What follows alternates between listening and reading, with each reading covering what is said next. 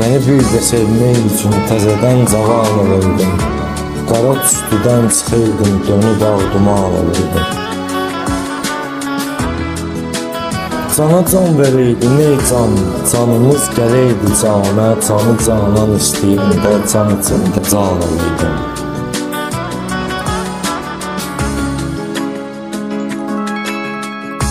Daha yollarına çıkan başkası, daha gözlerine bakan başkası, daha yollarına çıkan başkası, daha gözlerine bakan başkası, daha ellerini sıkan başkası, senin həsrətini çəkən səmələm, daha əllərini sıxan başqası, senin həsrətini çəkən səmələm.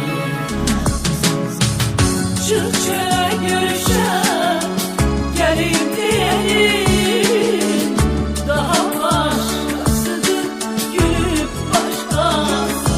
Ya çırçıya görüşəm, gəlim deyəlim, daha başqasıdır gülüb başqası.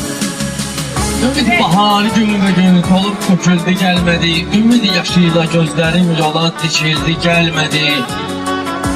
Başım ağardı gelmedi, belim büküldü gelmedi.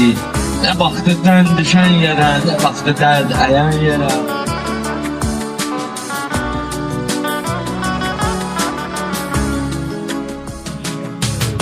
Çırçıya görüşəm, gəlim deyəlim, daha başqasıdır gülüb başqası.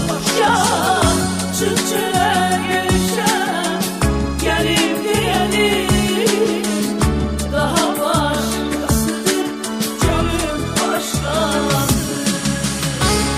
Talehin qələmi qismət yazanda, səni də bəxtimə yazıydı kəşki.